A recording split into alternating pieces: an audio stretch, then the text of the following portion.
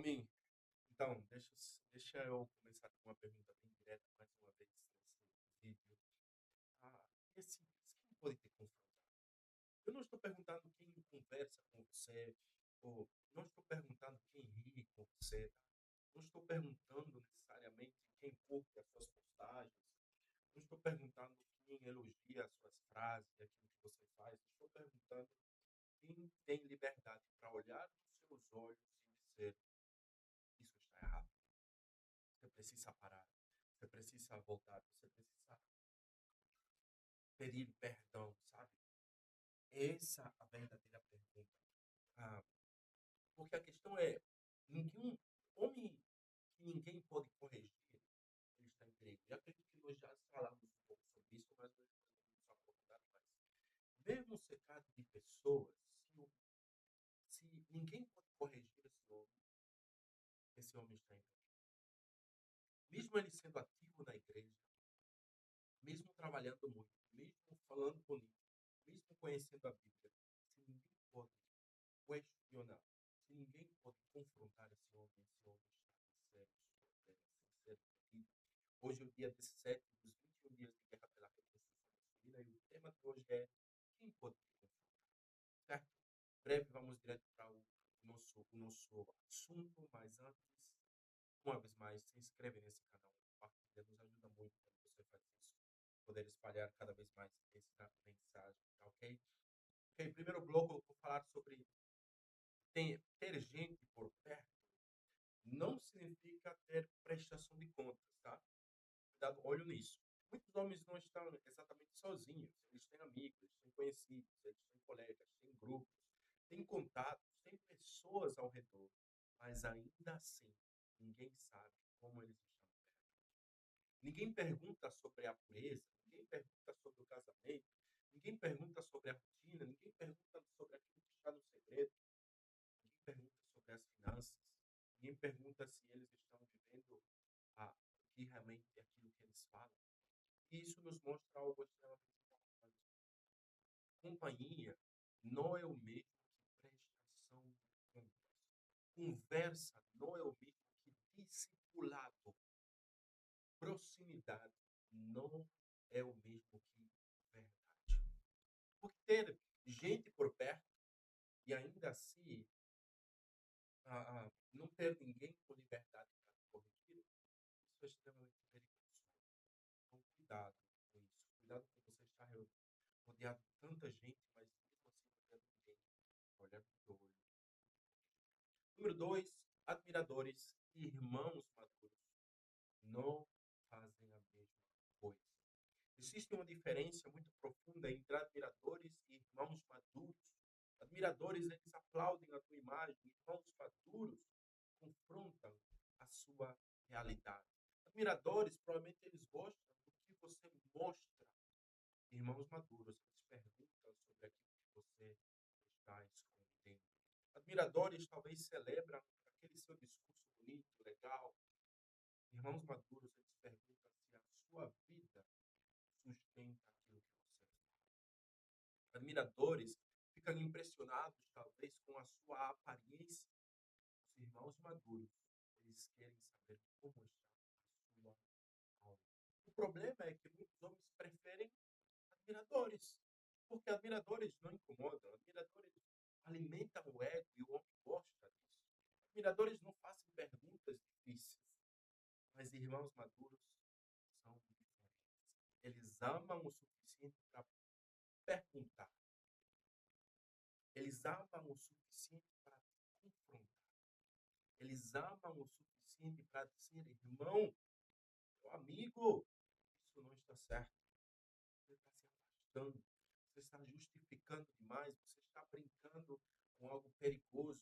Você precisa voltar. Um homem, você não precisa apenas de gente que goste da sua imagem. Você precisa de gente que ame a sua alma. Então, procure irmãos maduros.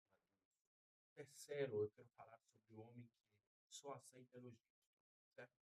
O elogio, ele tem o seu lugar. Não podemos enganar, não. Podemos mentir, ele tem seu lugar. Encorajamento é importante, reconhecimento também é importante. Mas um homem que só aceita elogio e rejeita a correção, ele começa a ficar desanimado. Porque elogio, assim, correção, pode simplesmente inflar você, pode criar uma falsa sensação de maturidade, pode alimentar simplesmente o teu orgulho, pode fazer um homem acreditar que está melhor do que realmente ele está. Quando ninguém confronta, o homem passa a confiar demais na sua própria visão de vida, no seu próprio estado. E ele diz: eu estou bem, isto aqui não é grave demais. Eu sei o que estou fazendo, ninguém entende a minha situação. Eu não preciso disso, daquilo. Mas muitas vezes essas frases não são maturidade. Na verdade, são um mecanismo de defesa. Por isso, a correção é praticamente amor, é uma proteção que não existe para destruir o outro. A correção não existe para isso. Ela existe para impedir que eu e você, como homem, continuemos a caminhar na direção. Por isso é que a correção ela é tão necessária. Se não, vá lá e olha o livro de Provérbios. Quantos o sábio vai começar a falar sobre, filho, presta atenção, olha para a sabedoria, aceita a correção, não se distancia da correção. Por quê? E ela impede você concluir a direção. Número 4, eu quero falar contigo sobre a reação à correção. Muitas das vezes ela revela o estado do seu coração. Certo? Uma das formas mais claras de perceber a maturidade de um homem é observar como ele reage quando ele é corrigido. Um homem imaturo, ele se defende rápido demais. Ele acusa quem falou, ele se faz de vítima, ele espiritualiza para acabar fugindo daquilo. Ele diz que ninguém entende. Ele se fecha, ele se afasta. Ele trata toda a correção como um ataque direto a ele. Mas o homem maduro, ele aprende a ouvir. Não significa que toda pessoa sabe falar do jeito certo. Não significa que você deve aceitar manipulação, abuso ou humilhação, mas significa que você precisa ser humilde o suficiente para perguntar: existe verdadeiramente isso? Ou existe verdade nisso que fulano está falando? Eu devo verdadeiramente considerar aquela correção? Ou o que Deus pode me mostrar? O que Deus está me mostrando com essa correção? O que eu preciso ajustar? Onde que eu preciso ajustar? Quando fulano toca nesse assunto, me incomoda tanto? Se toda correção parece ataque para você, talvez seu orgulho esteja no controle, no comando da sua vida. Se ninguém pode falar nada que você já se sente atacado, talvez não tenha a ver com orgulho. E o homem governado pelo orgulho não acontece. Ele apenas se defende. Quero falar contigo agora, no bloco 5, sobre o confronto bíblico. Como é que ele funciona? Nós precisamos esclarecer isto com bastante importância, porque quando falamos de confronto, não estamos falando de humilhação, não estamos falando de controle, não estamos falando de manipulação, não estamos falando de alguém que usa a sua fraqueza contra você. Confronto bíblico não é abuso, não é abuso. Correção sem amor é violência emocional. Proteção de contas ou prestação de contas não quer dizer domínio sobre a sua vida. Você não precisa se submeter a pessoas imaturas, agressivas, fofoqueiras ou até manipuladoras. Você precisa de gente madura, gente confiável, gente espiritualmente séria, gente que sabe guardar sua vulnerabilidade, gente que não passa pano sobre a sua omissão, gente que confronta assim, esmagar você, gente que fala a verdade com amor. Esse tipo de confronto não te destrói. Esse tipo de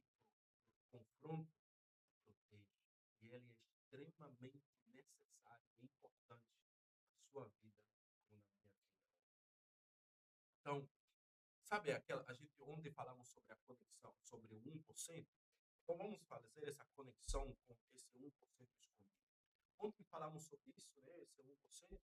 E agora nós precisamos perceber como é que funciona essa conexão. E ninguém pode confrontar você, esse 1% continua escondido. É assim que funciona. Se ninguém pode perguntar alguma coisa sobre a sua vida, aquela brecha que você tem na sua vida, ela vai crescendo, ela aumenta. Se ninguém pode tocar num assunto, aquela mentira ela tem a força da sua vida.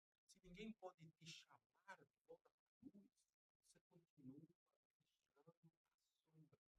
Por isso, quando um homem ele precisa de alguém que possa fazer as perguntas difíceis. Como está a sua pureza? Como está a sua vida com Deus? Como está a sua casa? Como está? Você abriu aquela área? Você pediu perdão? Você cumpriu com aquilo que você prometeu? Você está vivendo verdadeiramente aquilo que fala? Essas perguntas podem até incomodar, mas também podem salvar você de uma destruição. São capazes, essas perguntas são extremamente necessárias. E aí, é claro, nós vamos voltar a falar sobre ambiente homem. É por isso que ambiente importa tanto. Porque sozinho, homem, ele escolhe sempre as perguntas mais fáceis.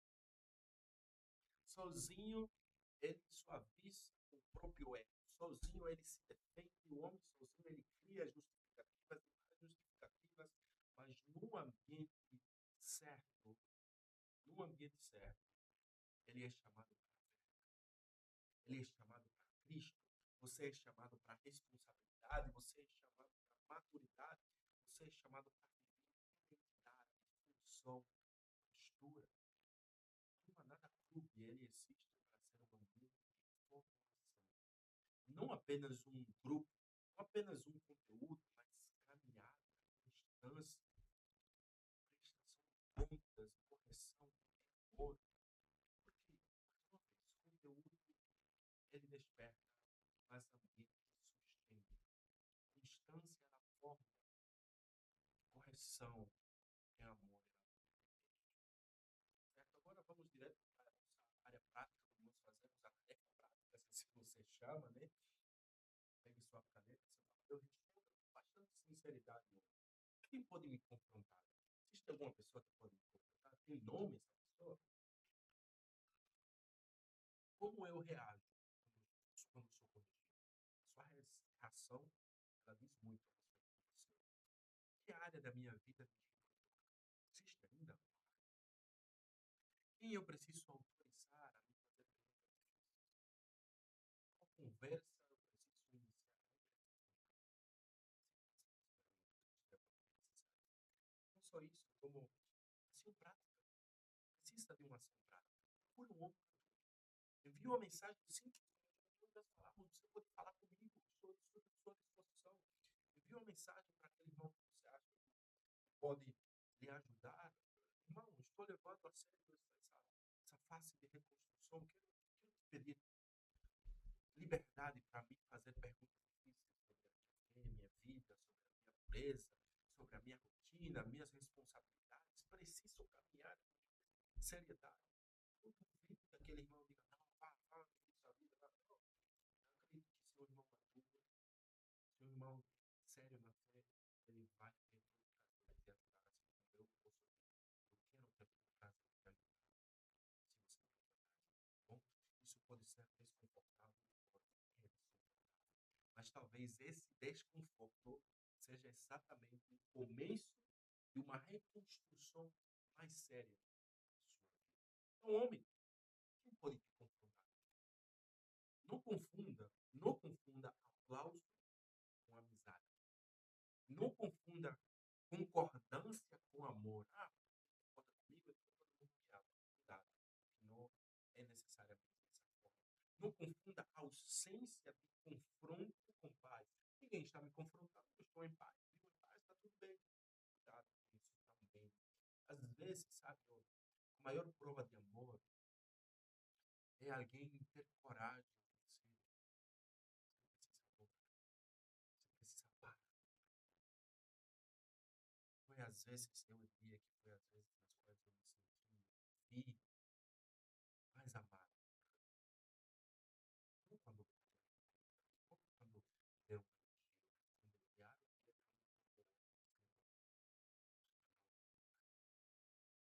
está na hora de você agir como homem, está na hora de você tomar uma atitude, está na hora de fazer algo. Tem preço. Um homem que só aceita elogio nunca será formado em piedade. Um homem que ninguém pode corrigir está condenado. Então não fuja da competição de amor. Procure homens maduros, procure ambiente, procure prestação de contas, procure ambiente Cristo. Esse é o dia 17. Não tinha ninguém revelar que eu sou uma suíra. Amanhã nós vamos falar, estamos chegando mas amanhã nós vamos falar sobre o poder necessário. Confronto, ou na verdade, conforto está matando hoje. Esse vídeo, já falamos de socorro, falou contigo, te confrontou de alguma forma, faz o seguinte, compartilha, já manda para o amigo teu, já deixa teu comentário, eu quero te ouvir. E